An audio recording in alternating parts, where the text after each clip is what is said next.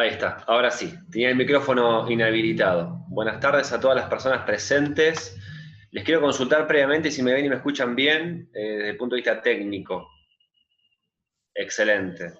Bueno, gracias Noé por presentarme. Obviamente gracias al Centro de Litigación Penal de la UBA por el espacio y más que nada gracias a todos ustedes los presentes por acompañarnos en esta tarde de miércoles abordando algunos de los temas que tal vez vamos a estar trabajando en los próximos 10 años, que son todas las cuestiones vinculadas al derecho probatorio.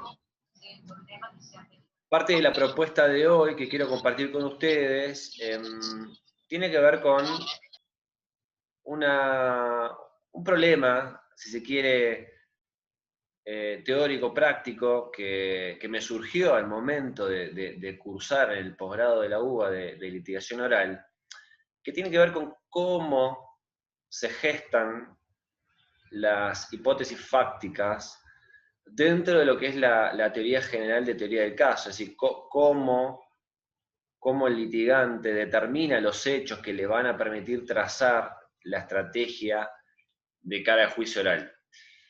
Este es un dilema que después de mucho leer e investigar, quiero compartirlo con ustedes, porque lo que creo es que en definitiva hay una línea que une el principio y el final del proceso, y es un poco la idea macro que quiero que veamos juntos hoy.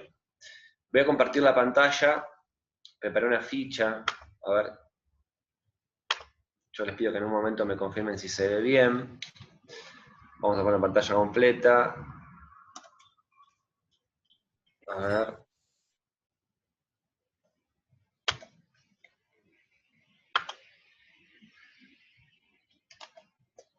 Ahí está. Ahí está pantalla completa, ¿no es así?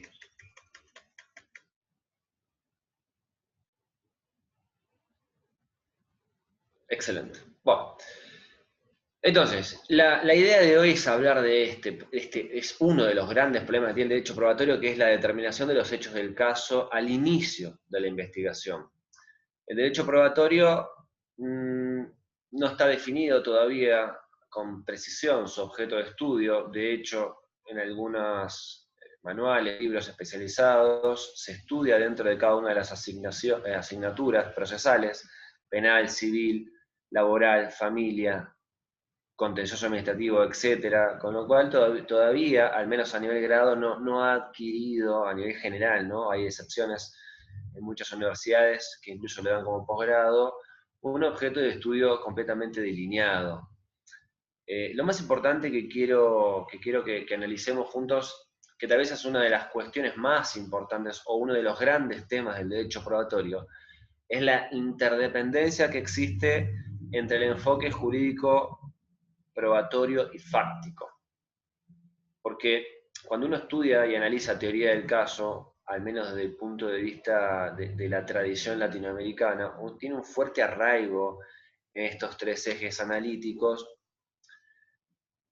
pero el punto es cómo llegamos a determinar lo que es el material fáctico, ¿sí? O sea, ¿tiene o no tiene injerencia la cuestión jurídica, la cuestión jurídica, perdón, y la cuestión probatoria en esta determinación inicial de los hechos del caso? Esta es una de las cuestiones que quiero compartir con ustedes, pero basándome en algunas premisas fundamentales que vienen dadas por todas las cuestiones de litigación.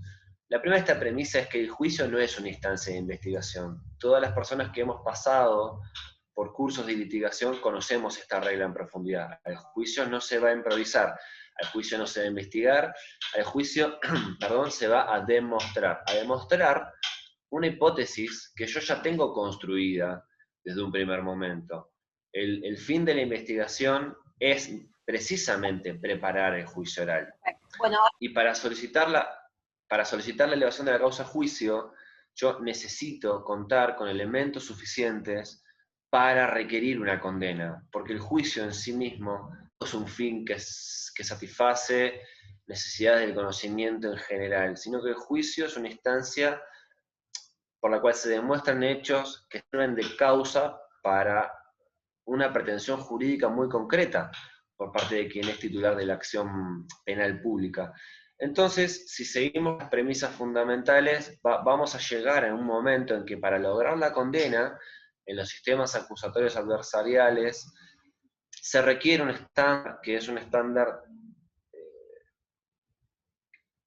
reconocido históricamente en las naciones que tienen una tradición acusatoria adversarial mucho más consolidada, que es el estándar de la demostración de la hipótesis, es decir, de la hipótesis de culpabilidad del acusado, más allá de todo razonable. Entonces, lo que les propongo en el encuentro de hoy es analizar juntos cuál es la incidencia que puede llegar o no a tener esta idea de duda razonable, que sirve como estándar probatorio para la obtención de una condena, en el minuto 1 de la investigación. Si es que tiene relación, ¿no? Esto es un poco lo que estoy estudiando y es lo que quiero compartir con ustedes. Y van a ver que tal vez tenga más preguntas que respuestas. Por eso lo importante es que al final, como decía Noé, podamos dialogar y pensar juntos si es que hay o no hay una relación entre ambas ideas. La duda razonable desde un enfoque funcional, es decir, un enfoque de litigio, ¿no? Un enfoque útil, es un concepto que evidencia la antinomia fundamental. La antinomia fundamental, como explica Alberto Binder, es una tensión constante que existe a lo largo de todo el proceso de enjuiciamiento penal, entre dos ideas macro o entre dos elementos más importantes, que son las herramientas de política criminal y las reglas de garantía. Como todo otro concepto vinculado al derecho probatorio, la duda razonable, al menos desde mi punto de vista, es un elemento en el cual subyace esta tensión constante entre herramienta político-criminal y regla de garantía, porque es la duda la que impulsa la investigación.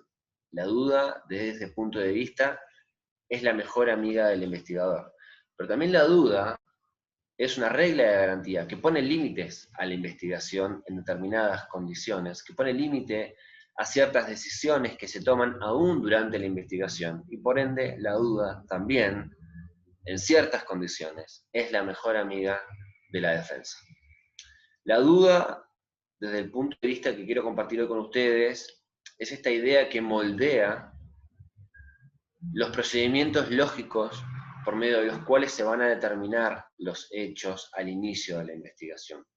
Y acá donde quiero que repasemos cuáles son estas herramientas principales que tiene la lógica probatoria, dos de las cuales son las más ampliamente conocidas, y la tercera es un poco la que todavía no ha sido trabajada con mayor profundidad, pero es la herramienta que mejor va a explicarnos cómo es que se gestan estas hipótesis a ser testeadas durante la investigación y finalmente en el juicio. Me refiero a la lógica deductiva por un lado, la lógica inductiva por otro y la lógica abductiva finalmente. La lógica deductiva nos plantea una relación de necesidad entre dos conceptos que ya están determinados. Por ejemplo, la lógica deductiva es la que utilizamos en la sentencia, una vez que obtenemos el veredicto y sabemos cuál es el derecho aplicable y los hechos ya fueron adjudicados, ya sabemos de qué se trata, tenemos que identificar si podemos subsumir el hecho en la norma. Esa es la lógica deductiva. La lógica inductiva, por el contrario, es la principal herramienta que utilizamos al momento de efectuar el análisis del veredicto, porque es la que nos lleva de un hecho conocido a través de una generalización a un hecho desconocido. Yo probablemente puedo concluir a través de la lógica inductiva que un hecho existió o que una persona es probable autor de ese hecho en materia de investigación. Pero la lógica abductiva, que es la que vamos a trabajar con mayor profundidad hoy, es la que nos establece simples posibilidades. La lógica abductiva es la que nos permite generar hipótesis de trabajo a ser testeadas, pero no testeadas al final de la investigación, o mejor dicho, al final del juicio, en una discusión entre legatos de clausura. Es una hipótesis que debe empezar a ser testeada en los primeros momentos de la investigación. Entonces, Es muy importante que tratemos de determinar el concepto de duda razonable. Es un concepto muy, pero muy problemático en los estados con tradiciones acusatorias adversariales mucho más consolidadas. La jurisprudencia no se ha puesto de acuerdo en cuanto a qué significa duda razonable. Entonces, uno de los objetivos que planteo es tratar de delinear la idea de duda razonable, al menos desde el punto de vista del objeto del problema que hoy estamos abordando, que es la generación de las hipótesis. Tal vez la manera más fácil de identificar lo que es la duda razonable es partir del concepto opuesto, la duda irrazonable. La duda irrazonable es una duda no posible, es una duda imaginativa, es una duda especulativa, es una duda fantasiosa que escapa del registro de la investigación. La duda razonable, por el contrario, es una duda posible, y cuando hablo de posibilidad me refiero a que puede suceder de acuerdo al curso normal de los acontecimientos, y cuando digo que es probable, me refiero a que puede ser probada o que se puede probar. No me refiero a una duda que fue probada, porque si fue probada estoy hablando de certeza. Entonces, el término duda siempre, siempre, siempre está basado en una cuestión de la posibilidad y en una cuestión de la probabilidad, en la medida en que puede suceder y además de suceder, podría ser probada. El presupuesto para poder analizar razonablemente la idea de duda como otra de las manifestaciones de la antinomia fundamental entre la tensión de tener que ser efectivos al momento del diseño y la aplicación de la política criminal y el respeto a las garantías de la persona investigada, es la objetividad. Este deber de objetividad no es un deber legal que le incumbe solamente a la acusación. En la visión que les propongo compartir hoy, el deber de objetividad implica un compromiso, tanto del fiscal como la defensa. La diferencia está en que para el fiscal implica un deber jurídico que trae un montón de otras consecuencias que están establecidas en los códigos de procedimiento o en las leyes de organización del Ministerio Público, pero para la defensa implica la objetividad una carga en su propio interés, porque no es posible comenzar a pensar cuáles son las hipótesis que nos permiten determinar los hechos del caso, si no es que utilizamos un análisis totalmente desprejuiciado, desapasionado, si no es que utilizamos la herramienta que vemos siempre en los cursos de litigación, que es el método del espejo. Yo debo construir, a la luz de los hechos del caso, todas las visiones o las versiones posibles de cómo se explican los hechos del caso. Entonces, una vez que entendemos cuál puede ser el horizonte aplicativo de la duda razonable, insisto, como un concepto dual, ¿no? que refuerza e impulsa la investigación, pero que a la vez le pone límite, es muy importante que analicemos algunas cuestiones previas antes de seguir avanzando que tienen que ver con el análisis probatorio en sí. ¿Qué es un hecho relevante a los fines de construir una hipótesis? Son todos los hechos que van a estar en la realidad que tienen la capacidad de abastecer o dar por cumplido un elemento de la teoría jurídica. Si queremos hablar del robo, tenemos que hablar del apoderamiento, ¿sí? Y tenemos que hablar de la violencia sobre la persona o la fuerza en las cosas. Son elementos del tipo jurídico que vamos a intentar demostrar. Estos son los hechos relevantes, aquellos que satisfacen un elemento de la teoría jurídica. Los medios de prueba sencillamente son las maneras en que ingresa la información a la investigación. Y las preposiciones fácticas son pequeños tramos de información, hechos muy concretos, hechos que están contenidos en la evidencia, que son los que me permiten a mí, una vez que construyo el argumento, satisfacer la teoría jurídica. Pero la segunda diferencia que quiero compartir con ustedes antes de avanzar es que tenemos que diferenciar siempre en lo que es el análisis probatorio la información registrada en la investigación, es decir, las declaraciones previas, de la información que surge en el juicio. No es lo mismo. Bajo ningún punto de vista yo en un alegato de clausura puedo trabajar con declaraciones previas, salvo en los casos expresamente previstos y a los fines expresamente previstos. Pero sucede que al menos durante la investigación las declaraciones previas es el registro propio de la investigación, que es lo que voy a tener para tomar decisiones. en el curso de la investigación, sea la fiscalía o sea la defensa.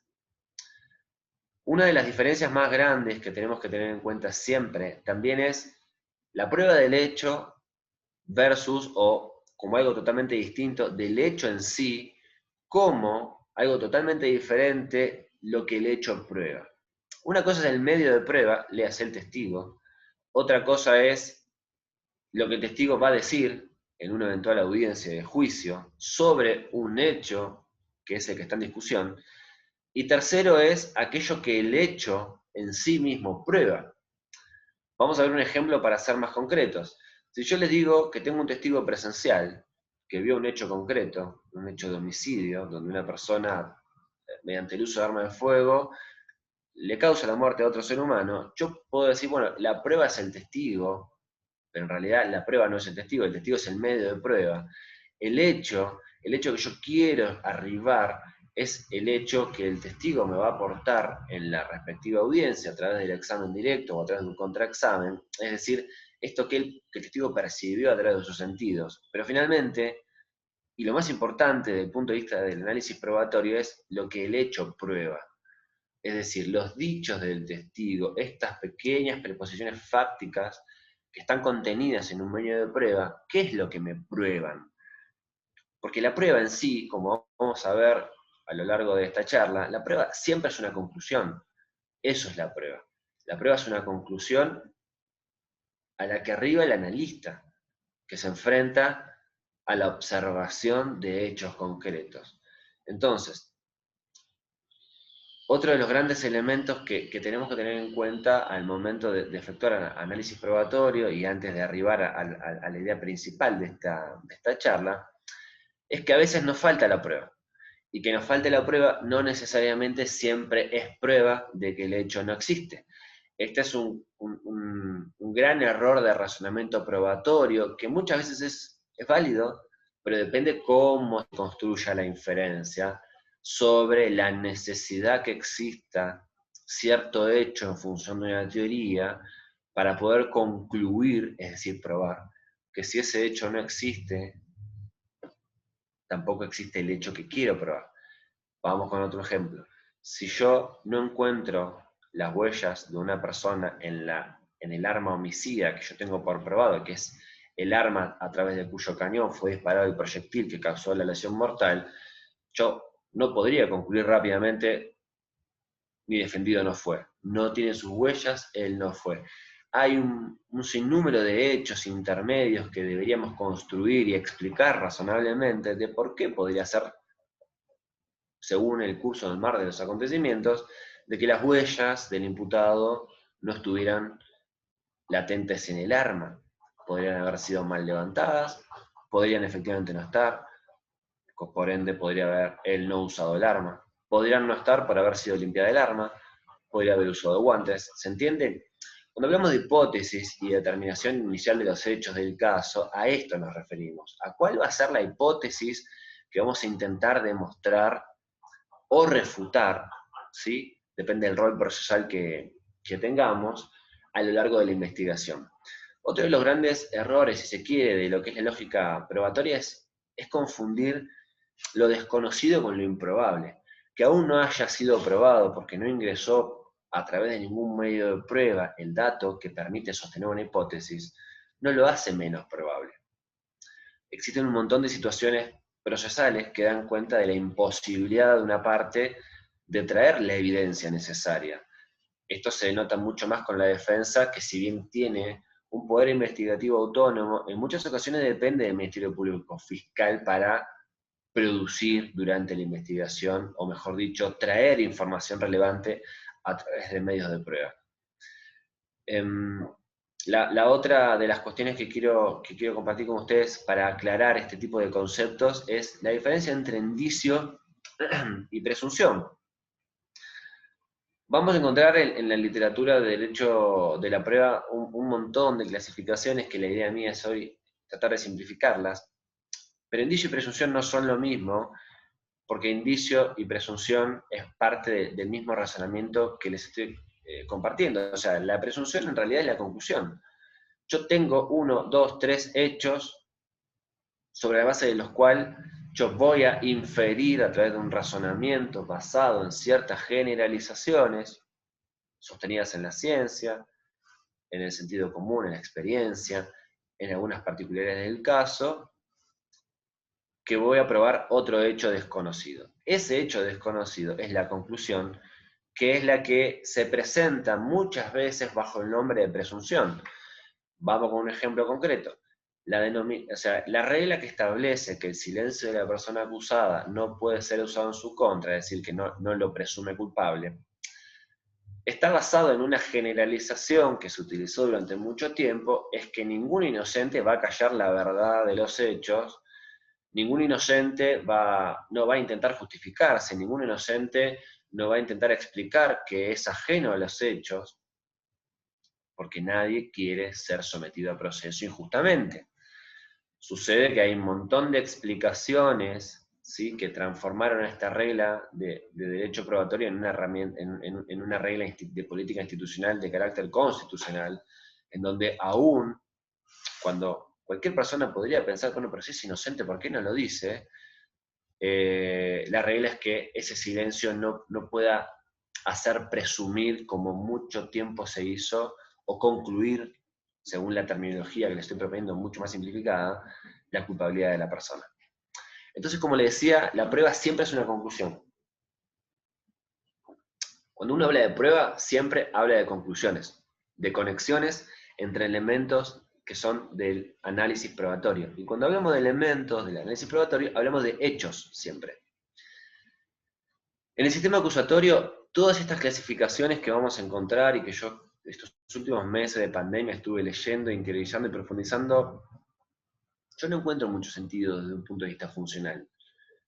Y la primera clasificación que quiero desvirtuar, así es la palabra, es esta clasificación acerca de la prueba directa e indirecta, porque desde el punto de vista del análisis probatorio, no existe la prueba directa. Toda prueba es indirecta porque toda prueba requiere un análisis, porque toda prueba requiere una conclusión a la que se llega a través de datos, de hechos concretos que yo conecto, que me permiten arribar a una conclusión que es la prueba del hecho. ¿Sí? Que está orientada siempre, como les dije al primer momento, sobre la base de la teoría jurídica. Ahora, ¿por qué les digo que la prueba directa no existe? Porque aún, si se quiere en un testigo presencial, yo tengo que inferir, tengo que concluir que esta persona es confiable. Y yo esta conclusión acerca de la confiabilidad de los dichos del testigo, no la tengo por probada automáticamente por el solo hecho de que el testigo la diga.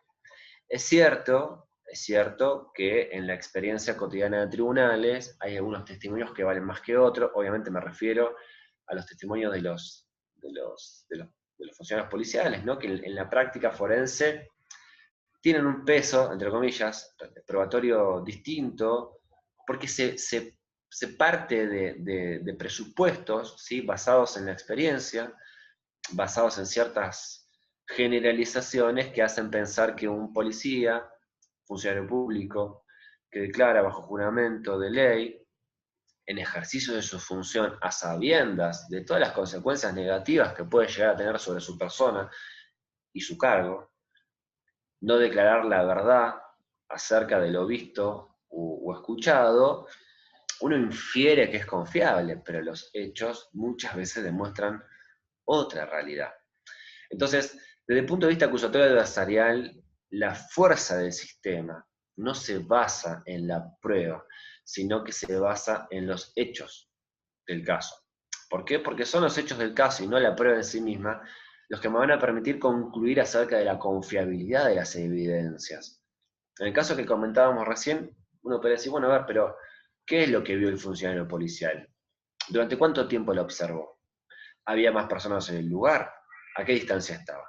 ¿Cuáles eran las condiciones de visibilidad? Las condiciones de iluminación. ¿Había obstáculos entre, por ejemplo, una observación policial de estas estáticas o dinámicas que estudian o observan posibles objetivos donde se vende estupefacientes? O sea, hay un montón de hechos secundarios, según la terminología utilizada por la doctrina especializada, que son los que le van a dar mayor confiabilidad al relato del testigo. Entonces, yo necesariamente tengo que considerar todos esos hechos para poder concluir, inferir que la prueba es confiable. Así como pasa con los testimonios, pasa con todas las pruebas. Ninguna prueba es creíble automáticamente. Y este es el secreto, este es el desafío del litigio acusatorio adversarial. Las pruebas no hablan por sí mismas. Las pruebas tienen información y son las partes, a través de una investigación y la presentación de todos los hechos relevantes, incluidos los hechos secundarios, los que le van a permitir concluir que lo que dice el testigo es lo que verdaderamente ocurrió, y yo recién ahí voy a poder tener por probado el hecho en discusión. Todas las pruebas, entonces, desde mi punto de vista, son indirectas. Toda prueba es indiciaria. Toda prueba indica algo. Indiciario viene de la palabra índice, señalamiento. Señalan algo. Señalan un camino que el analista tiene que recorrer necesariamente. Toda prueba requiere de inferencia para poder llegar a la conclusión. Aún así, el testigo ocular, el testigo directo, el testigo que vio a una persona empuñando un arma en contra de otra y escuchó un disparo de arma de fuego, no me puede permitir a mí concluir que es esa bala y no otra, que no había 5 personas 20 metros más atrás que también accionaron un gatillo y dispararon. O sea, tengo que reconstruir toda la información disponible para poder tener la confiabilidad de que ese testimonio me prueba el hecho que yo estoy analizando. Necesariamente tengo que recurrir a inferencias, razonamientos de los que hoy empezamos a compartir con ustedes.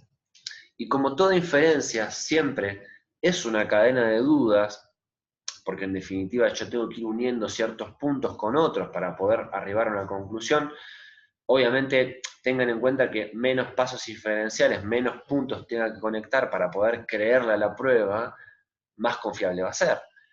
Pero aún así yo necesito hacer la conexión de la confiabilidad siempre. A ver, pongamos otro ejemplo. ¿Qué pasa con la prueba científica? Uno, que lo diga el experto, ¿es prueba? ¿Puedo asumir la conclusión con la seguridad que requiere tener por probado un hecho más allá de toda duda razonable? No tengo que en realidad identificar hechos secundarios que me permitan a mí determinar si fueron bien aplicados los procedimientos científicos en el caso concreto. No tengo que tener hechos secundarios que me permitan tener la certeza de que lo que llegó al laboratorio se levantó de la escena del crimen, respetando todos los protocolos científicos, que los procedimientos científicos aplicables gozan de reconocimiento en la comunidad científica, que el experto que tiene cientos de credenciales es experto para esta pericia en particular y no para otras. A esto me refiero cuando hablo de confiabilidad de la prueba. Este mismo análisis lo podemos hacer para cualquier clase de evidencia. Esta, al menos desde mi punto de vista, históricamente es una de las explicaciones por medio de las cuales se da lo que yo llamo la aversión inquisitorial a la prueba indiciaria. Si nosotros leemos textos tradicionales de derecho probatorio, como puede ser el texto de Mittermeier, vamos a ver que el análisis que se daba a nivel inquisitorial de la prueba de indicios es que era una prueba imperfecta, una prueba incompleta, que había menos pruebas que tenían un poder persuasivo mucho mayor, o pruebas completas. Entonces se llegaba a la conclusión de que la prueba indiciaria no era prueba, o que si la prueba era una prueba incompleta, indirecta, una prueba que no era confiable. Pero en realidad lo que yo entiendo que lo que se estaba escondiendo es que no se trataba de cuestionar a los indicios como prueba de cargo, porque en realidad el mayor valor de la prueba indiciaria, el mayor valor de este razonamiento, porque en realidad la prueba indiciaria no existe, sino que es el razonamiento probatorio en sí mismo, es que este razonamiento genera una duda en cada hecho que yo quiero conectar. Porque cada hecho que yo quiero conectar puede tener una explicación diferente. Lo vimos con el ejemplo de las huellas dactilares latentes en un arma. ¿Cuántas explicaciones posibles había a que no están las huellas del imputado en el arma que disparó el proyectil que causó la lesión, que resultó en la muerte? Al menos identificamos como 4 hipótesis alternativas. Entonces, esta es la razón por la cual los sistemas inquisitoriales son o tienen, mejor dicho, aversión al razonamiento inferencial de tipo conclusivo, porque el, el sistema inquisitorial se basa en una fe ciega en la prueba, en una fe ciega en el testimonio, en una fe ciega en la confesión. Ese es una de las explicaciones que yo encuentro, obviamente, ¿no? Podemos después discutir si están así o no, una explicación histórica de por qué tradicionalmente a la cuestión indiciaria se la descalificaba como prueba. Insisto, no como prueba de cargo, sino que en realidad el mayor descalificador que existe es de la duda, no como regla de garantía, perdón, no como regla de política criminal, sino como regla de garantía, porque la duda es una gran herramienta de la defensa. Este es un ejemplo gráfico, obviamente, de lo que acabo de compartir con ustedes. Tenemos un hecho probado que a través de una generalización basada en la ciencia, en la experiencia, el sentido común u otros patrones generalizables, me permite a mí arribar a una conclusión que va a ser más o menos potente en la medida en que sea necesaria esa consecuencia, en la medida en que sea probable o en la medida en que sea al menos posible. Y esto me va a dar lugar a otro hecho probado. Esto es la explicación gráfica de lo que les acabo de comentar.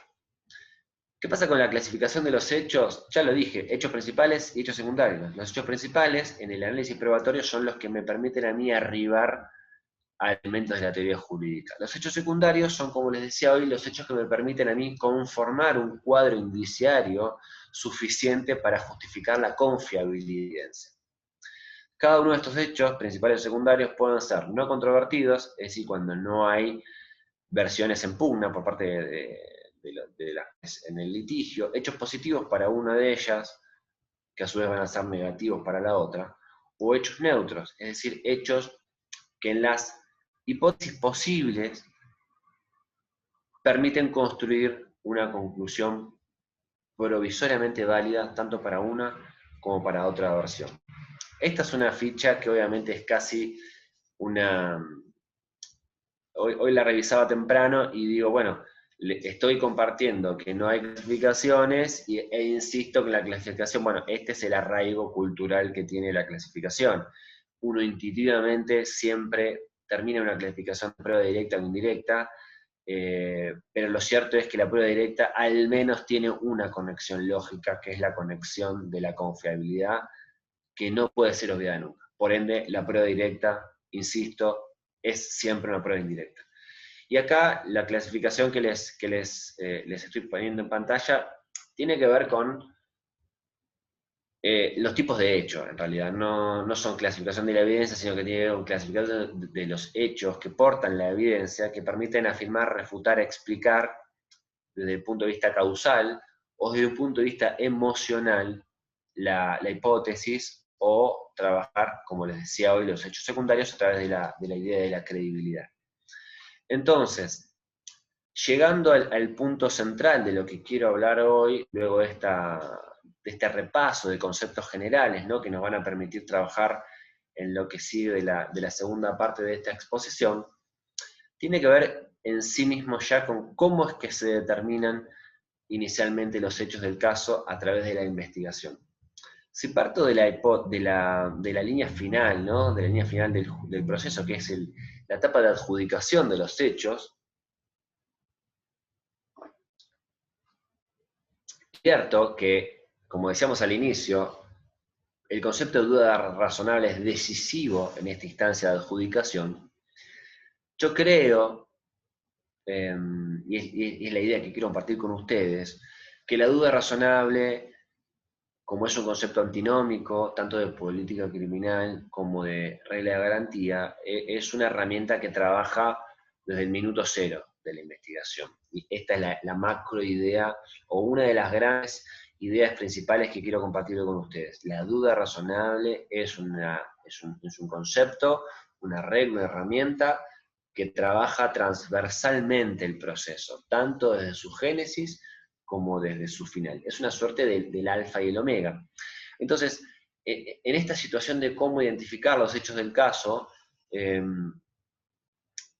la lógica abductiva que yo hoy les explicaba es es el método, es el gran método que a mí me permite generar lo que se llama razonamiento creativo. Esta es una de las grandes cuestiones que, insisto, me parece de lo más interesante que uno puede estudiar en derecho probatorio, y es cómo nacen las hipótesis. Es decir, una hipótesis no se genera espontáneamente, no cae de un árbol ni brota del suelo. Hay todo un razonamiento probatorio complejo, muy pero muy creativo por parte de la persona, del analista. Y cuando hablo de analista, hablo del investigador del Ministerio Público Fiscal como el investigador de la defensa, ¿no? Que puede o no ser el fiscal o el defensor. O sea, puede ser asistido por investigadores de su equipo o puede asumir esta tarea de manera personal. El punto es que esta individualización de los hechos del caso, de un universo gigante de hechos, que es la realidad, se da en un contexto de decisiones jurídicas posibles. Esto Tarufo es lo que lo identifica como la regla de la decisión. Uno de los primeros indicadores que a mí me llevan a crear este diseño fáctico inicial es todas las decisiones judiciales posibles en el marco de la primera observación que hago de una situación fáctica. Y obviamente esto tiene que sí o sí estar tamizado, avalado o garantizado, como hablábamos al principio, a través del principio de objetividad. Y recuerden que el principio de objetividad, desde el punto de vista que quiero compartir con ustedes, influye para ambos. No solamente para el fiscal, sino también para la defensa. Insisto con la idea de que al fiscal le generan ciertas obligaciones o deberes legales sucedáneos, mientras que para la defensa el principio de objetividad en el contexto de observación y análisis es una carga en su propio interés. Estas hipótesis posibles, ¿sí? Alternativas, que explican estos hechos iniciales que el analista tiene sobre la mesa, son las que van a ser testeadas, son las que van a ser puestas sobre la mesa de la competencia del litigio adversarial a través de las conexiones, ¿sí? De los puntos fácticos disponibles, pero fundamentalmente a través de la búsqueda de nuevos puntos. Cuando hablo de búsqueda de nuevos puntos me refiero a la investigación en sí. Sucede, dependiendo del departamento judicial o la jurisdicción donde ustedes litiguen, que al menos la mitad de los casos vienen con una hipótesis conformada a través de la denuncia o a través de la actuación prevencional.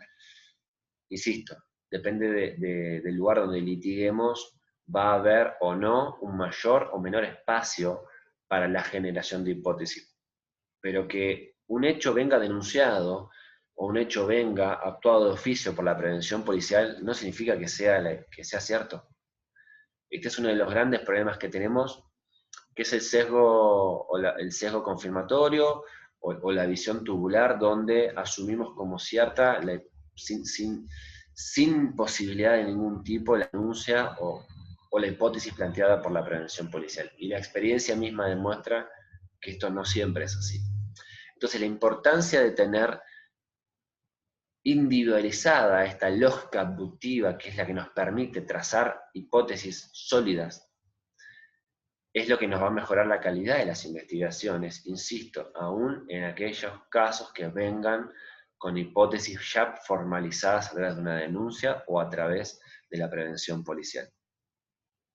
Muy interesante la idea de lógica o razonamiento creativo porque coincide con dos pensadores jurídicos que para mí son de los grandes pensadores contemporáneos, que son Alberto Binder y Nino, porque Nino lo que dice en una de sus obras es que el rol del litigante de cara al litigio dentro de lo que es tantas facetas de actividad del abogado es presentarle al juez un mundo posible.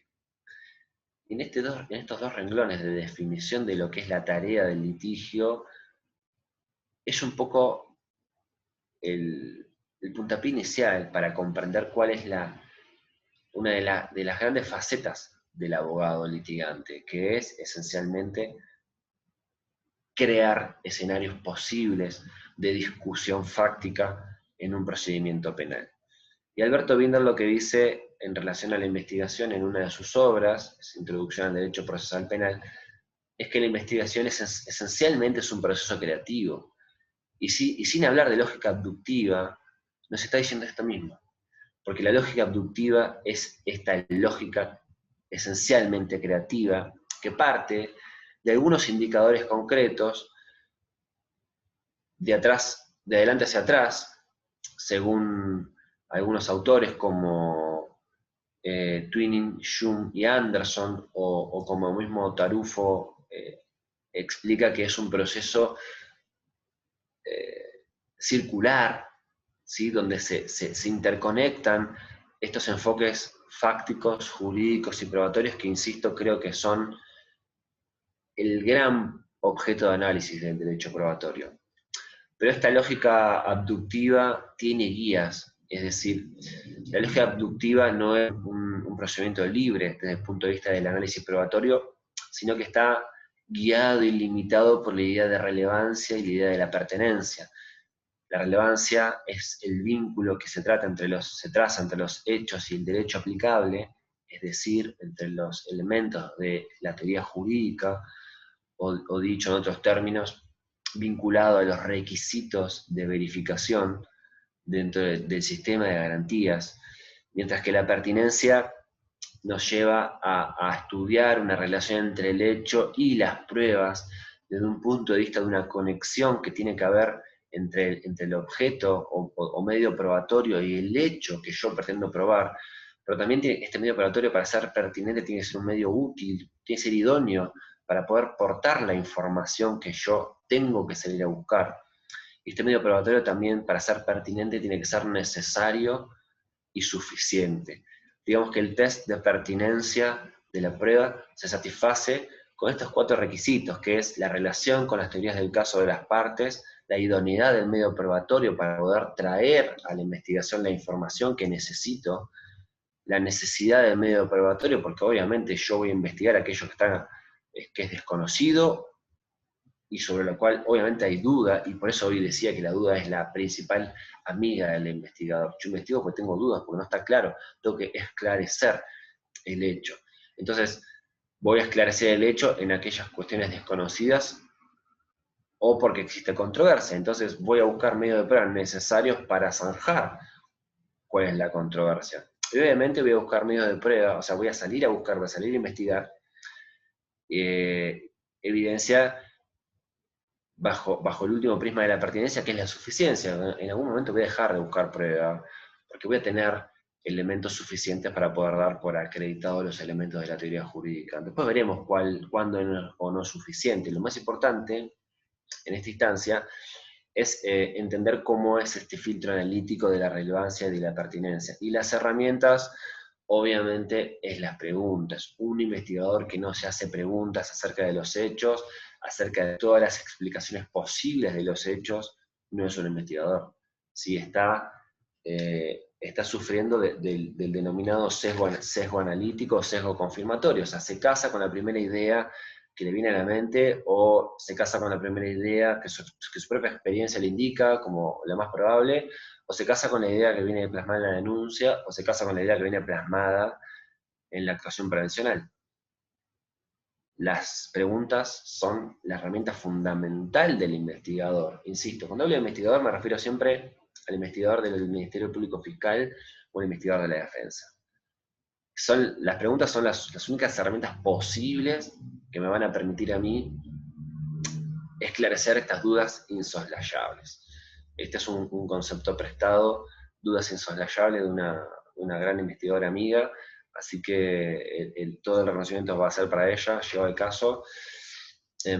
Pero bueno, quiero que entendamos cuál es el eje concreto de este método abductivo, que es el razonamiento desde un hecho que para el investigador puede resultar sorprendente, ¿sí? Pero que si asumo como cierta una hipótesis, ese hecho resulta claramente explicable. Por ende, como tengo una prueba de un hecho que mirando hacia atrás podría ser una consecuencia observable de una causa oculta, yo estoy en condiciones de sostener que esa hipótesis es posible. Es decir, si yo tengo que una persona fue muerta como consecuencia de heridas en el abdomen producidas por un arma blanca, yo puedo construir desde el punto de vista de la lógica abductiva creativamente, bajo los principios de la experiencia, obviamente, que esa persona fue lesionada con un arma blanca, que puede ser cualquiera. Yo después tendré que ver en la pericia médica qué tipo de corte, la dirección, el filo, la naturaleza del objeto. Entonces voy a presumir que necesariamente o no, y este es el secreto de la lógica creativa, al menos es posible que haya habido una persona que haya estado cerca de la víctima a una distancia no mayor a la extensión de un brazo, que fue la que portó este elemento cortante o punzocortante, depende de lo que diga la pericia,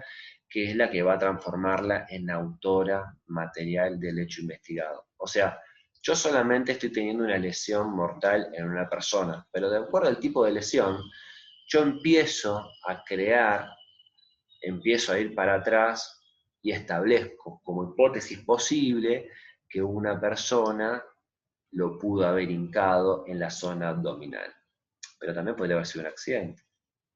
¿Se entiende? O sea, con estos hechos que tenemos hasta ahora establecidos, yo necesariamente tengo que construir todas las hipótesis posibles, insisto, remontándome al pasado, de abajo hacia arriba, para poder entender con los hechos conocidos, ¿sí?, cuáles pudieron ser sus causas.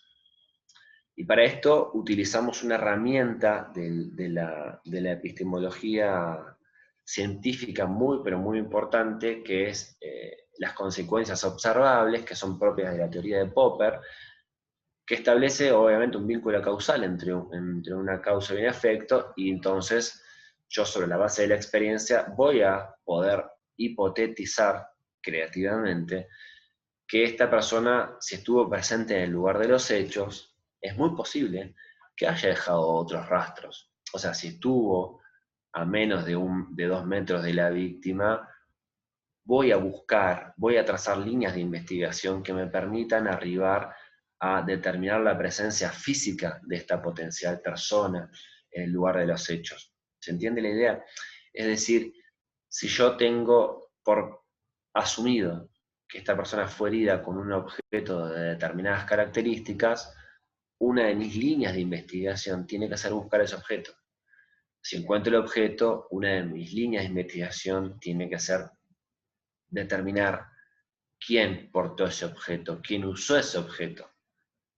Obviamente, si fue usado de manera manual, uno puede suponer como posible que haya dejado rastros dactilares en el objeto. Entonces, vean cómo a través de la herramienta de las preguntas, a través de la lógica creativa, que es el razonamiento abductivo, yo tengo un hecho sorprendente que si le encuentro la causa, si hipotetizo creativamente cuál pudo haber sido su origen, me permite crear una hipótesis y sobre la base del conocimiento general me permite asumir que esa hipótesis, además de la consecuencia que yo tengo probada, tiene que haber otras consecuencias observables que tal vez estén ocultas por ahora.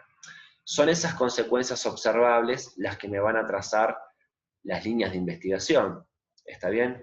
Yo tengo una observación y hago un análisis a través del método objetivo, a través del método del espejo, es decir, todas las hipótesis posibles y que puedan ser probables. Insisto, no probadas, porque hasta ahora lo que la lógica aductiva, la lógica creativa, solamente nos permite determinar hechos o hipótesis a ser testeados durante la investigación. Y esto todo se da en un contexto decisorio, que es el que nos va a permitir trabajar a través del límite de la relevancia y de la pertinencia, cuáles son todas las soluciones legales posibles al caso, relevantes para el caso, que es el contexto que me va a permitir conformar todas las hipótesis alternativas de los hechos del caso. Entonces, fíjense cómo hay hipótesis que nos van a orientar a la búsqueda de nuevos hechos, es decir, las consecuencias observables que les contaba hoy, a través de esta noción de la lógica investigativa científica de Popper, pero también voy a tener como resultado de esta primera encuesta, de esta primera línea de investigación, nuevos hechos que me pueden orientar a la búsqueda de nuevas hipótesis, porque el resultado de las primeras líneas de investigación, ¿no? Que yo salgo a buscar estas consecuencias observables que ustedes ven en la imagen, tienen distintos resultados. O sea, puedo tener líneas de investigación que dan resultado confirmatorio a mi hipótesis, son los hechos positivos de la clasificación que vimos en la primera parte del encuentro, pero también puedo tener hechos neutros, es decir, hechos que encajan en cualquiera de las hipótesis posibles diseñadas hasta ahora. Vamos a poner dos hipótesis generales, ¿no? Una hipótesis de culpabilidad, una hipótesis de inocencia. Pero también puedo tener hechos, ¿sí? Luego de mis primeras líneas de investigación, insisto, tanto por parte de la Fiscalía como de la Defensa, que sean refutatorias de mi propia hipótesis. Entonces, esto me tiene que necesariamente hacer reflexionar desde el punto de vista objetivo, obviamente, y por eso siempre se dice que las teorías del caso son provisorias, porque este proceso de situación fáctica, generación de hipótesis a través de la lógica abductiva, yendo a la posible causa que explica este fenómeno observable, para yo poder encontrar el resto de las consecuencias que sería lógico que también estuvieran presentes. Y el punto es que cuando salgo a buscar eso a través de líneas de investigación, no siempre vamos a confirmar la hipótesis. Uno de los casos que por ahí yo siempre trabajo en la defensoría en la cual estoy asignado es en caso de drogas. Si una persona es encontrada con droga fraccionada, uno automáticamente podrá pensar que la tiene para la venta, pero también posiblemente la haya comprado de ese modo. Entonces, cuando yo asumo que el indicio de fraccionamiento es un indicador que me permite concluir la finalidad de venta, porque así habitualmente se vende, yo también sostengo que ese hecho es un hecho neutro que en realidad no prueba demasiado, porque precisamente es la misma forma en que se compran los estupefacientes, normalmente en la calle, al narcomenudeo, como normalmente se establece. Entonces, ¿cuáles serían las consecuencias observables que yo debería tener si asumo como cierta la hipótesis de venta de estupefacientes? Lo que la jurisprudencia, así como rápidamente siempre identifica, y es lo que uno en el día a día trata de buscar o descartar, es que quien vende drogas posiblemente tenga en su poder una balanza, elementos de corte, dinero en efectivo, dispositivos de comunicaciones que permitan concertar las operaciones, anotadores, pero también uno puede suponer, bueno, ok, no están esos elementos, son consecuencias observables que luego en la encuesta preliminar el Ministerio Público no logra confirmar y le permiten a la defensa refutar. El tema es, volviendo a uno de los grandes puntos que vimos en la primera parte del encuentro, es que falte prueba no significa necesariamente que el hecho no exista. Es decir, que la persona aprendida no tenga teléfono celular o la persona aprendida no tenga balanza o no tenga elementos de corte dentro de su esfera de custodia o de dominio, no necesariamente llevan a la conclusión de que esta persona no vende estupefacientes. ¿Se entiende la idea? O sea, es muy posible que no venda.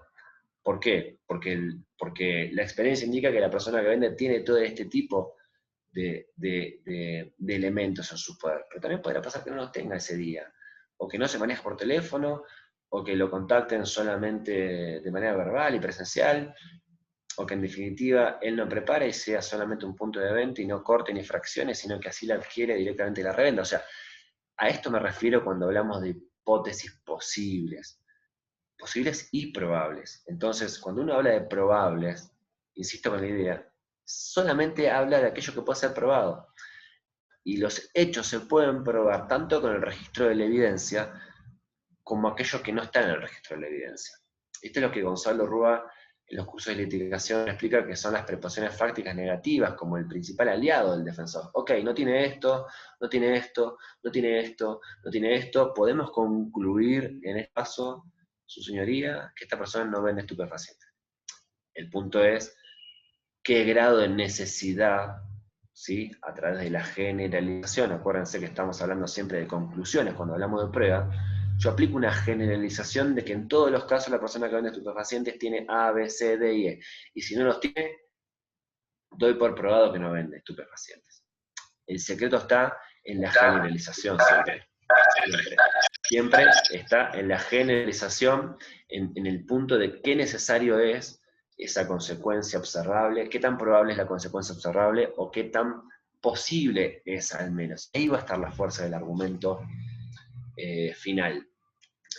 Vamos a ver unos ejemplos rápidamente, como para ir terminando, ejemplos gráficos, ¿no? Como para darle a esto un contexto mucho más claro de lo que venimos hablando. La primera imagen que van a ver es el mundo real, es la información social. Son todos los hechos posibles del mundo. O sea, todos los fenómenos observables a simple vista por un analista de investigación.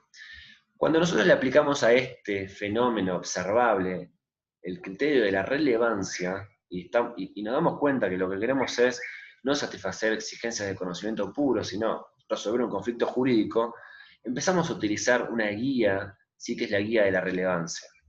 Esta guía de la relevancia nos va a permitir empezar a descartar algunos hechos de otros en mi observación, y me va a empezar a trazar ciertas conexiones a través de la idea de la pertinencia con el resto de los hechos disponibles en el mundo fáctico, pero a través de los medios de prueba. Entonces fíjense cómo luego de la observación y el análisis, yo en la última de las fichas tengo ya un conjunto de hechos completamente depurados.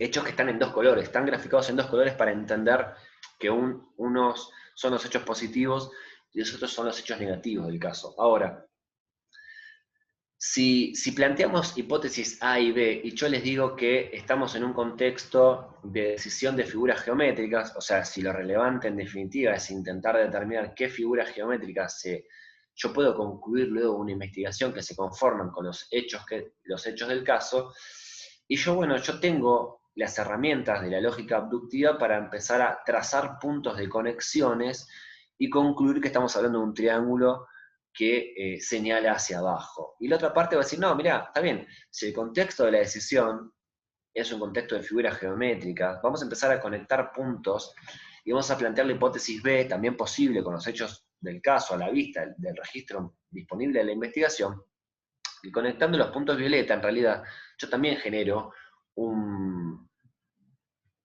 triángulo, pero genero un triángulo con la punta hacia arriba. Pero fíjense que la hipótesis A tiene una coherencia discursiva, una coherencia inferencial mucho más fuerte, porque todos los puntos que se trazan, ¿sí?, son del mismo color. Verde, verde, verde y verde. En cambio, la hipótesis B, en su lógica, tiene un punto verde.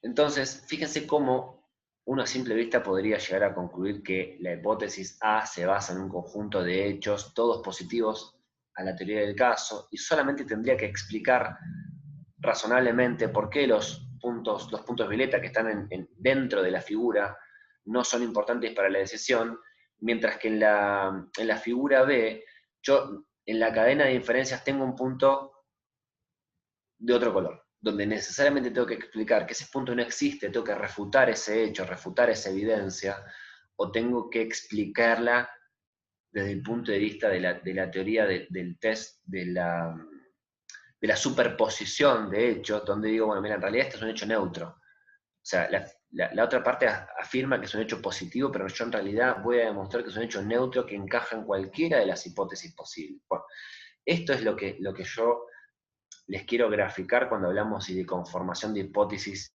iniciales del caso. Pero si yo les dijera que con estas mismas estos puntos son hechos, estos puntos son evidencia, son hechos concretos, son preposiciones fácticas que están en el registro de la investigación, que a mí me van a orientar a la creación de ciertas hipótesis, ¿no?, a través de este procedimiento creativo que era la lógica abductiva. Y si yo les dijera entonces que este en realidad es un caso donde el contexto de la decisión es de animales,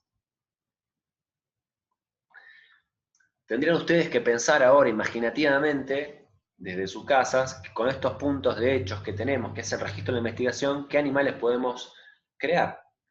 Entonces yo tengo que necesariamente comenzar a conectar los puntos, y yo puedo decir, bueno, tengo un animal, puedo ver una cola, unos ojitos, puedo ver patitas, cada uno de ustedes puede ir viendo un montón de puntos de posible conexión de acuerdo a sus expectativas, de acuerdo a sus experiencias iniciales, de acuerdo a si conocen o ya han escuchado este ejercicio, que lo hemos dado en otro curso, de acuerdo al poder imaginativo que tengan, ¿sí? El poder imaginativo es es la gran herramienta, ¿no?, de la lógica abductiva. Entonces, fíjense cómo uno puede ir trazando conexiones a estos hechos para arribar a un relato diferente, a una hipótesis diferente. Yo trazo conexiones duras, o sea, conexiones lógicas, y luego, al momento de intentar trazar las líneas de investigación, yo tengo que completar todos los puntos que faltan. Los puntos que faltan en la imagen son las líneas de investigación que debo llevar adelante. Y que si no las tengo, tengo que concluir a través de las cadenas de inferencias, que es la prueba indiciaria, es la prueba circunstancial, es la lógica de ir de lo conocido a lo desconocido a través de una conexión inferencial que es una conclusión. Entonces, fíjense cómo en la imagen, la base analítica, o sea, la matriz analítica de la hipótesis A, nos genera un relato del caso de un gatito. Ahora, esto es una hipótesis posible. Yo estoy hablando de un animal es un gato, o mejor dicho, un gato es un animal.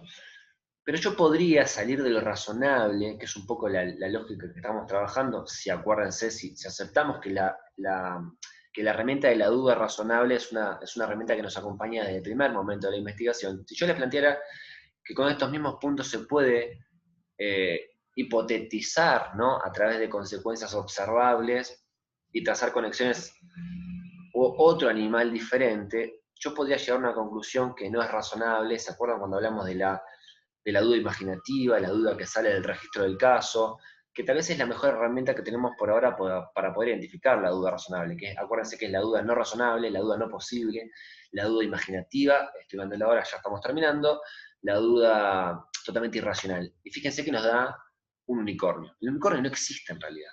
Este es un relato, esta es una hipótesis completamente fantasiosa, ¿sí?, que yo podría asumir como cierta, pero escapa a todas las posibilidades reales del caso o del contexto de la decisión, que es la lógica de lo posible y lo probable. Yo, con este relato, con esta hipótesis, puedo decir, sí, es un animal, pero es un animal mitológico, de la fantasía, de un animal de la literatura. Entonces no va a ser un animal que yo pueda probar, ¿se entiende? No, es un animal que excede el registro de la investigación, es un animal que no puedo hipotetizar sino de manera ad hoc. O sea, tengo que pedir todos los principios del mundo para poder afirmar que esta es una hipótesis posible en un caso.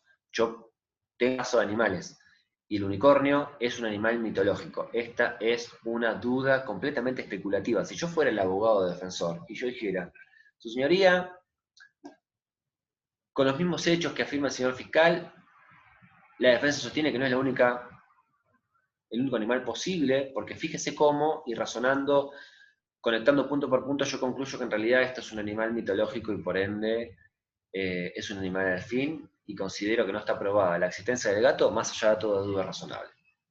Yo podría decir eso, sí, como poder podría, el tema es qué tan razonable es ese razonamiento. Insisto, es un razonamiento que no es posible. No es posible porque escapa a la lógica de la consecuencia observable, es un razonamiento que escapa completamente al registro de la investigación, y es un razonamiento que en realidad es puramente especulativo. Para finalizar esta exposición, vamos, antes de terminar y abrir la ronda de preguntas, ver un pequeño videíto que grafique un poco lo que estuvimos charlando hasta recién. ¿Cuál es la finalidad de la investigación? Bueno, tradicionalmente se dice que la investigación tiene por finalidad buscar, ¿no? O sea, las líneas de investigación tienen la finalidad de traer información que me permitan tener una preposición fáctica, al menos una, para cada elemento de la teoría jurídica, contenida en evidencia admisible en el juicio, que es lo que yo llamo el criterio de suficiencia insuficiente, porque en definitiva, si lo que decimos es que para abrir un juicio yo requiero de contar con elementos que me permitan justificar una posible condena, yo no me puedo quedar con un criterio tautológico de, como hasta ahora tenemos, obviamente, al menos en provincia de Buenos Aires, de contar con elementos suficientes para remitir la causa a juicio. Pero pará, ¿qué requiere? ¿Qué significa esta? O sea, esta es una definición que se encierra en sí misma. Elementos para requerir o remitir la causa a juicio, en realidad lo que significaría o debería significar es elementos suficientes para solicitar una condena sobre la base del estándar de la duda, de haber superado la duda razonable. Entonces, desde el estándar que yo les propongo, es un poco más complejo, pero en definitiva es un poco el estándar que garantiza mejores investigaciones, mejores juicios y mejores defensas, porque lo que requiere este estándar es contar con tantas preposiciones fácticas, es decir, tantos hechos como sea posible recolectar a través de una investigación, en función del tiempo y los recursos disponibles. Obviamente cada investigador sabrá con qué recursos cuenta y cuáles son los plazos de su investigación. Esto cada código procesal establece distintas soluciones. Entonces, tantos hechos positivos, obviamente, ¿no? Para dar por cumplidos mis elementos de la teoría jurídica, para cada uno de los elementos de la teoría jurídica, contenidos en evidencia admisible, pero fundamentalmente confiable. O sea, no podemos dejar de lado el elemento de la confiabilidad porque es en definitiva la esencia misma del sistema acusatorio. Las pruebas no hablan por sí mismas. Las pruebas contienen información, pero las pruebas, acuérdense que la primera inferencia es la inferencia de la confiabilidad, que me permite a mí concluir que la hipótesis supera la duda razonable. Entonces, fíjense cómo la duda es un elemento o un concepto transversal al proceso, ya para ir terminando, ¿no? Donde lo importante de lo que quiero que nos queden como ideas principales o ideas más importantes de hoy, es visibilizar este tipo de razonamientos que utilizamos habitualmente en las investigaciones, que es la lógica deductiva, la lógica inductiva, pero fundamentalmente la lógica abductiva, porque en la medida que comprendamos cómo se utiliza esta lógica creativa, esto va a mejorar sensiblemente la calidad de las investigaciones porque nos permite salir de los sesgos investigativos de viene denunciado, viene con la actuación prevencional, es la única hipótesis posible que vamos a testear como probable. Esto está demostrado que no es así.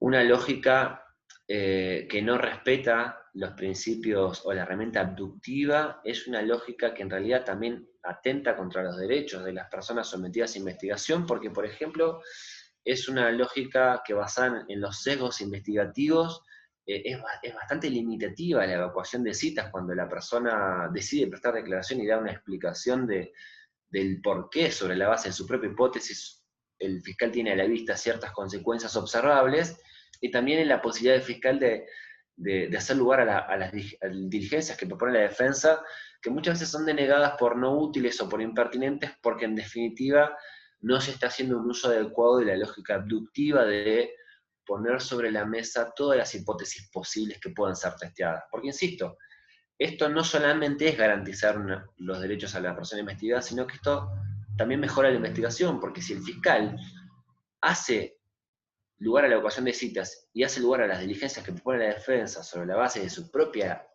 hipótesis alternativa y logra con las líneas de investigación refutar, o sea, llega a un resultado donde las consecuencias observables refutan la lógica propuesta por la defensa, no hace más que confirmar su propia hipótesis o reforzarla.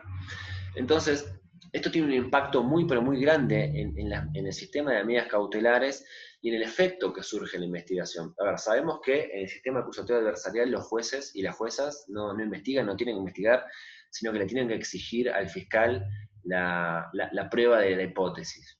Pero sucede que muchas veces al dictarse de medidas cautelares se convalidan líneas de investigación. Es decir, cuando el juez tampoco utiliza la lógica abductiva y confunde muchas veces, ok, la falta de prueba con que el hecho no existe o lo desconocido con lo improbable, contra el argumento abductivo y luego inductivo de la defensa, que con los mismos hechos no puede ser descartado como posible o como probable más adelante una hipótesis o una teoría de defensa, se llega a la conclusión de que de eso no hay prueba en el expediente y por ende la persona solamente intenta mejorar su situación procesal.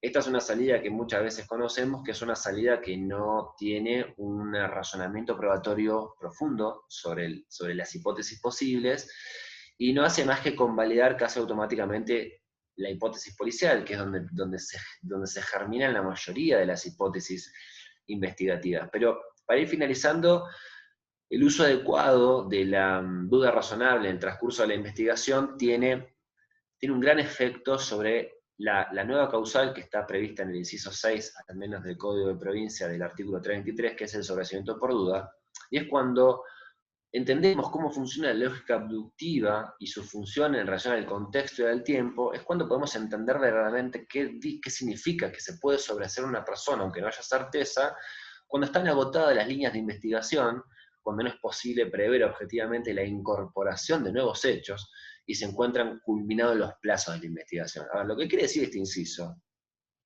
en sencillo, en criollo, es que si de las consecuencias observables que yo puedo identificar a través de la lógica abductiva, no encontré ninguna, y de acuerdo a la clase de hecho no hay forma de que encuentre razonablemente otras, porque ya agoté la línea de investigación, yo me encuentro en un escenario de duda insuperable, donde si en el juicio, o al menos en la instrucción suplementaria, no hay chance lógica, pero no estamos suponiendo, estamos haciendo un análisis de los hechos del caso, no tengo forma de trazar nuevas líneas de investigación sobre la base de otras consecuencias observables ya identificadas. Yo tengo que liberar de la sospecha de la persona sobre la base de la teoría que desde antiguo la Corte Suprema de Justicia reconoce en el presente Matei. O sea, toda persona tiene derecho a liberarse de la sospecha en un tiempo razonable en la medida que no haya líneas de investigación pendientes que permitan reforzar o confirmar la hipótesis fiscal. Esto obviamente da cumplimiento a los nuevos estándares de la Corte Suprema de Justicia de la Nación, en casos recientes, Casal, Carrera y Vázquez, me refiero a los casos Carrera y Vázquez, los casos que han sido impulsados por Proyecto Inocencia Argentina, y bueno, el fallo Casal es conocidísimo por todos, donde lo que la Corte establece es que es arbitraria el análisis judicial del sesgo confirmatorio de la hipótesis fiscal sin considerar como posible otras alternativas, aunque no esté la prueba, al menos que pueda ser probable, es decir, al menos que inferencialmente me permita a mí justificar mediante una cadena de razonamientos una explicación diferente de la hipótesis fiscal. ¿Por qué es importante esto? Y con esto termino. Porque en definitiva esto lo que disminuye es el riesgo de falsos positivos y de falsos negativos. ¿Qué significa esto? Condenas erróneas o absoluciones erróneas, porque en definitiva de lo que estamos hablando es de la duda razonable como un concepto que impulsa la efectividad, que mejora las investigaciones, pero también que pone límites a las investigaciones y absuelve en caso de duda. Es una cuestión de decisión política constitucional, ¿no? ¿Cuál es menos costoso para la sociedad? Y estamos todos de acuerdo que lo más costoso es condenar a un inocente y por eso la probabilidad que se exige a la hipótesis de la defensa siempre es mucho menor y no necesita ser probada la hipótesis alternativa. Les voy a pasar el videito y finalizamos. A ver, aguárdenme un segundo. Les voy a preguntar si efectivamente sigue en pantalla la cuestión. Es un hecho conocidísimo por la mayoría de nosotros. Es un hecho de hurto en una iglesia. Les pido que me confirmen si se escucha, a ver. ¿Se escucha? Alguien que me confirme por audio si se ve y se escucha bien, por favor. Lu, no se está viendo en la pantalla. Salí de compartir y volví a compartirla. Ah, excelente. Pero se escucha, se escucha. Un minutito, sí. Está todavía el pago. Ahí. Eso, ahora volví a compartir. Ahí está. Ahora, rápidamente, es un videito de unos escasos segundos, así que rápidamente vamos a compartirlo y terminamos y vamos a charlar juntos un poco de la situación que estuvimos analizando hoy. Ahí está. A ver.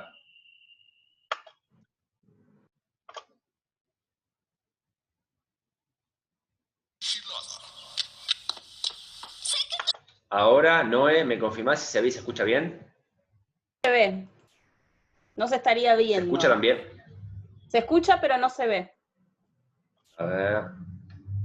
¿Qué pasó? Hoy hicimos la prueba y funcionaba genial. Vamos a ver, vamos a cerrar, hacerlo de vuelta por las dudas. Ahí está. A ver. Aguarda un segundo.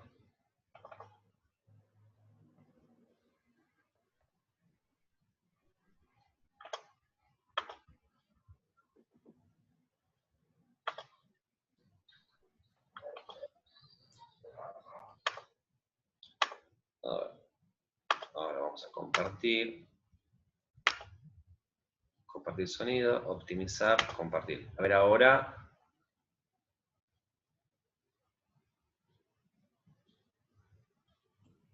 Ahora sí se ve. Bien, perfecto. Entonces vamos a ponerle el audio. Sé que todos ustedes han juzgado a mi hermano Bart sin ninguna prueba. ¿Pero qué no dice la Biblia? No juzguéis o seréis juzgados, reverendo. Sí, creo que está por el final. Hay alguien entre nosotros con la conciencia sucia. Después de mucho meditar, decidí que sería un error mío decir nombres. Pero invito a esa persona en este recinto, ante los ojos de Dios, a ser valiente, a confesar y a salvarse así de los tormentos del infierno que crearía en sí misma. Sí, fumé toda clase de hierbas en Vietnam. Yo fui el que canceló viaje a las estrellas. Yo dejé las llaves de mi auto en la casa de la señora Gómez. Estoy hablando del ladrón del dinero de las limosnas. Solo tú puedes confesar y terminar con esta horrible injusticia. Bueno, al demonio. Fue Jessica Alegría. Si registran su cuarto, seguramente encontrarán ahí el dinero. ¡Al cuarto de la niña! Sí. Es el dinero de las limosnas. Sí, huele a iglesia. Creo que es obvio lo que pasa aquí. Bart Simpson de alguna manera logró meter su habitación en mi casa. Bueno, usen la imaginación, por favor. No, papá. Sí fui yo. Bien. ¿Todos pudieron ver el video? A ver ahora. Bien, la idea de este video, lo que demuestra en sí, es la idea central de la lógica abductiva. Fíjense cómo el padre de la chica, es decir, el reverendo, su propia imaginación, y él mismo lo confiesa, dice, bueno, seguramente Bart Simpson fue quien logró meter su cuarto en mi propia vivienda. Entonces la gran pregunta, siguiendo las herramientas que hemos visto hoy, es, ¿esta hipótesis de solución es verdaderamente posible y probable? O sea, esta hipótesis podría generar verdaderamente una duda razonable, como una duda posible basada en registro o en consecuencias observables, o esta hipótesis en realidad es una hipótesis sumamente especulativa, imposible, reñida con la experiencia, la ciencia y el sentido común. Lo interesante de este pequeño fragmento de un capítulo de Los Simpson es que expresamente el personaje le pide al auditorio que usen su imaginación, lo que demuestra cuál es la esencia misma de la lógica abductiva, que para muchos autores es una lógica de tipo imaginativa. ¿Sí? El punto más importante es entender que esta lógica imaginativa necesariamente tiene que estar basada en registro de la investigación, o al menos en consecuencias observables.